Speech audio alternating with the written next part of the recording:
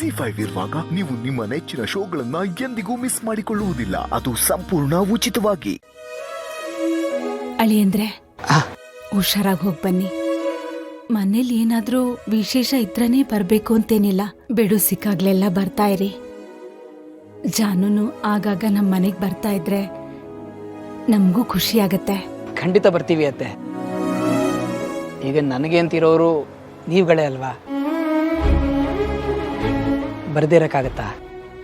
ಈಗ ಅರ್ಜೆಂಟಾಗಿ ಹೊರಟಿರೋದಕ್ಕೆ ಕ್ಷಮೆ ಇರಲಿ.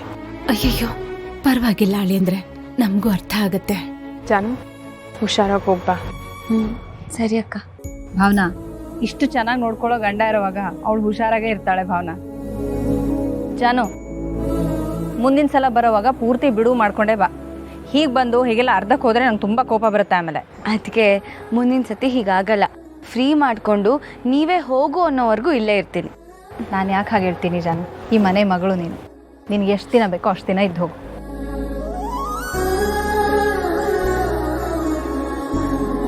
ಹುಷಾರು. ಜಾನು ಬಾಮ್ಮ, ಬರ್ತೀನಿಮ್ಮ. ಹುಷಾರಾಗಿ ಹೋಗ್ಬಿಟ್ ಬಾ.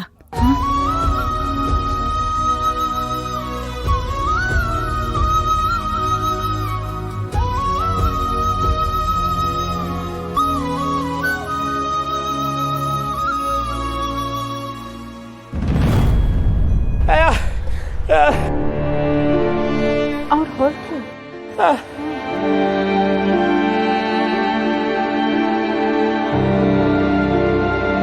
ಅಣ್ಣ ವೆಂಕಿ, ಅಯ್ಯಯ್ಯ ಇವನಿಗೇನಾಯ್ತು? ಇದ್ಯಾಕೆ ಈ ರೀತಿ ಓಡ್ತಿದ್ದಾನೆ? ಅದು ಜಾನುನ ಕಂಡ್ರೆ ಅವನಿಗೆ ತುಂಬಾ ಇಷ್ಟ ಅಲ್ವಾ. ಅವಳ ಮನೇಲಿ ಇರ್ತಾಳೆ ಅಂತ ಏನೋ ತಗೊಂಡ್ ಬಂದಿರ್ತಾನೆ, ಅದನ್ನ ಕೊಟ್ ಬರಕ್ ಹೋಗ್ತಿದ್ದಾನೆ.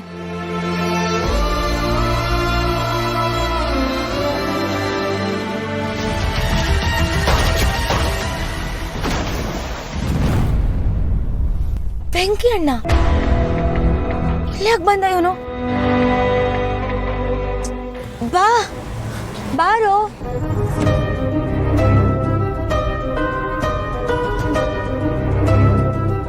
ಯಾಕೋ ವೆಂಕಿ ಅಣ್ಣ ಹೀಗೆ ಓಡ್ಕೊಂಡ್ ಬಂದೆ?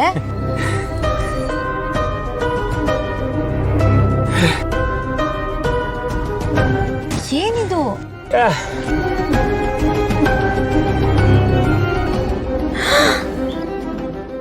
ತಂದಿದ್ಯಾ? ನೋಡಿ, ನಂಗೆ ಇಷ್ಟ ಅಂತ ಅಣ್ಣ ಗಿಣ್ ತಗೊಂಡ್ ಬಂದಿದ್ದಾನೆ. ಯಾವಾಗ್ಲೂ ಹೀಗೆ ಎಲ್ಲಿ ಕಾಣಿಸಿದ್ರು ತಗೊಂಡ್ ಬರ್ತಿದ್ದ. ಥ್ಯಾಂಕ್ಸ್ ಕಣೋ ಅಣ್ಣ. ZEE5 ಆಪ್ ಡೌನ್ಲೋಡ್ ಮಾಡಿ ಎಲ್ಲಾ ಸಂಚಿಕೆಗಳನ್ನು ಸಂಪೂರ್ಣ ಉಚಿತವಾಗಿ ನೋಡಿ.